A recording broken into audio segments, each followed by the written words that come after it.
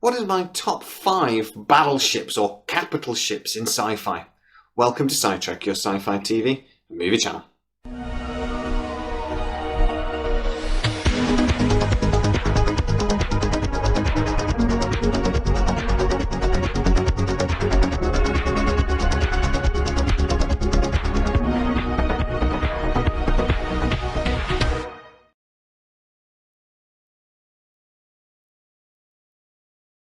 So I just did a video about my favourite fighters in sci-fi, and I had to follow it up with my favourite big ships. So these are going to be the big boys.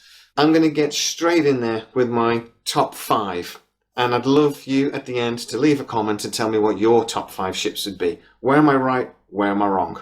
In at number 5 is the BC-304 from Stargate.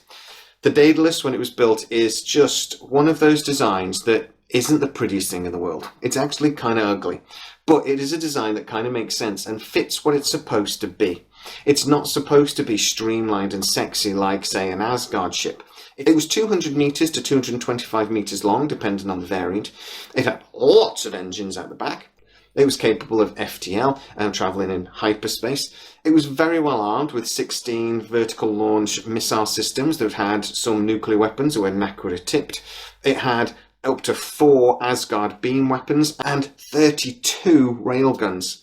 It was an incredibly well-armed machine, and also don't forget that it's a carrier, being able to launch anything up to 16 F-302s. Compared to a lot of other ships in the Stargate universe, it wasn't a particularly powerful vessel until the Asgard shields and then the Asgard particle beam weapons were fitted. But the main reason why I love this vessel is it just looks the part. It fits what it's supposed to be perfectly. It's not supposed to be pretty. It's not supposed to be sexy. It's supposed to look like something that we could build today. And for what it's supposed to do, fit for purpose, it's a beautiful design. And easily makes my top 5 favourite capital ships in all of sci-fi. In at number 4 is the corvette class from The Expanse. Now, again, this is one of those vessels that just looks perfect for what it's supposed to be.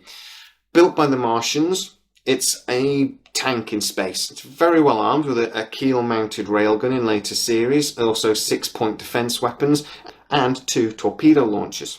It really is incredibly maneuverable, and again, it's one of those things that's a realistic design. And say what you like about The Expanse, one of the things you have to say is that it's a realistic, very well thought through TV series, and that shows in the designs of the ships. In this case, it's exactly how I imagine a medium-sized warship might look in the future. It's a brilliant design, and just one of those ships that, you know, it looks functional, but it also kind of looks pretty. If you do like the content, by the way, guys, please consider hitting the subscribe button. Consider sharing the video wherever the hell you like and hitting that like. Don't hit the down. That doesn't help anybody. Also, consider becoming a fully fledged SciTrekker and hit the join button. All these little things, they really help me to keep the channel going in. And then those few little pennies that basically means the wife will let me keep doing it. Number 3 on my list is the only ship that's actually kind of like on the dark side. If you actually break the design of the Imperial Star Destroyer down into its parts, it shouldn't be a good looking ship. It shouldn't look right. Got lots of flat edges and a massive triangle. It's a really big vessel. Nothing compared to some of the other ships, obviously, that we see, but it really is the workhorse of the Empire. If you want to project power, you need to be able to move large numbers of steel around. You know, you need to be able to move AT-ATs, TIE fighters, men. And this is what this vessel is designed to do. It really is the aircraft carrier for the Empire. So not only does it look stunning, it is an impressively powerful vessel, even capable of entering an atmosphere. You know, in some of the later movies, when you actually see this thing floating in midair using its anti-grav drive, floating over a city, you can imagine the fear it would genuinely instill in people, and how the Empire kept all those billions of people in line through fear. This vessel even beats out the Millennium Falcon, which is obviously an iconic design, but the Star Destroyer for me is just that little bit more impressive and terrifying. The USS Sulaco makes number 2 on my list. The Conestoga class from the Alien franchise. The reason why I love this vessel was because, one, Aliens, when I was a kid, was one of my favourite sci-fi movies. And this ship was just really imposing. It was designed to look like a gun in space, and my God, did it work.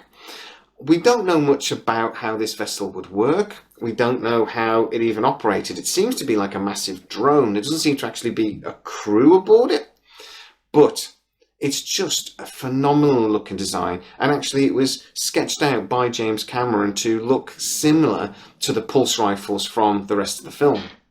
It's an unusual design, but it fits what they wanted absolutely perfectly. It's supposed to look like a threatening ship. And Christ, did that work. 385 metres long, the United States Colonial Marine Force used this as their taxi in space, but also it was incredibly well armed. It was designed to be a gunship, and, you know, if you want a design to look like what it's supposed to do, this vessel and this design completely fits that. You take one look at it and you know exactly what this ship is for. There's no, oh, maybe they're here for peace. It's definitely a shoot to kill kind of thing. So, easily number 2 on my list of favourite capital vessels from all of sci-fi. In at number 1 will probably, again, not be a surprise to most people. It's the Enterprise, obviously. But the Enterprise A, the refit from the movies, not the original. It's one of those designs that's not practical. The neck is a stupid design. And by the way, I'm not including the designs from the J.J. Abrams movies because they were just stupid and just looked ridiculous, little flappy things out in the first one, and then in this third one the neck was just ridiculous. Oh, it's just stupid. But the ones from the original motion pictures with William Shatner on it, the Enterprise A, is the vessel I'm on about. A refit of the Constitution class. It was launched in 2286 and then refit in 2293. It had 21 or 24 or more decks and armed with phasers and photon torpedoes. The reason why I love the vessel, even though it's not particularly practical, it's just a lovely design. Again, it looks like it's doing warp 6 when it's sat still. It is obviously an iconic shape in all of sci-fi, and similar to really the Star Destroyer. In its components, it shouldn't be a gorgeous ship, but it just is. It just works. And that's why it's number 1 on my list of all-time favourite iconic capital ships in sci-fi. So get in the comments, guys. Tell me exactly what you think. What would be your top 5? And tell me, where I've got it right and where I've got it wrong. If you are new to the channel, please like and subscribe and hit the bell notification. You could also consider becoming a fully fledged SciTrekker. Hit the join button if you enjoy the content. As always, please stay safe, and I'll see you next time.